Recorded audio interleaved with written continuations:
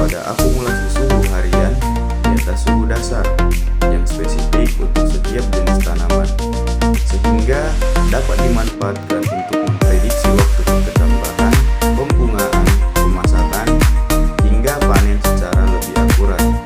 Selain itu, DDD juga berperan penting dalam mendukung pengambilan keputusan budidaya, seperti penentuan waktu tanam, pemupukan, irigasi, serta pengendalian hama dan penyakit, terutama di tengah perubahan iklim yang menyebabkan variasi suhu semakin tinggi. Oleh karena itu, pemanfaatan growing degrees menjadi salah satu pendekatan yang efektif dalam meningkatkan efisiensi pengelolaan tanaman, produktivitas pertanian, serta mendukung penerapan pertanian presisi yang berkelanjutan.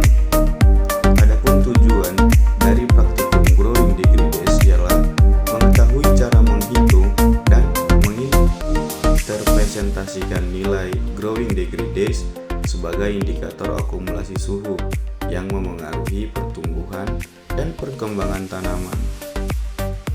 Alat dan bahan yang kami gunakan saat praktikum, yang pertama itu ada handphone, air, penggaris, dan yang paling utama itu bibit kelapa sawit. Cara kerja, yang pertama itu pilih 3 bibit kelapa sawit yang memiliki kondisi pertumbuhan relatif seragam. Yang kedua, bibit kelapa sawit diletakkan pada ruang terbuka dan membentuk segitiga yang mendapatkan paparan sinar matahari secara langsung.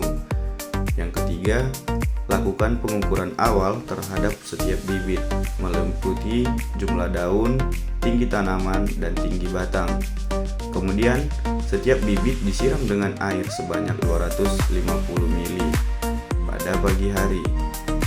Kemudian, suhu lingkungan diukur setiap hari pada pukul 7 pagi sampai pukul 8 pagi dan pukul 12 sampai jam 1 siang. Kemudian, data suhu harian dicatat dan digunakan untuk menghitung nilai growing degrees.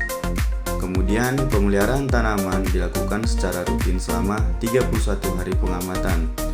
Setelah 31 hari pengamatan, dilakukan pengukuran akhir terhadap tinggi tanaman, tinggi batang, dan jumlah daun pada masing-masing bibit.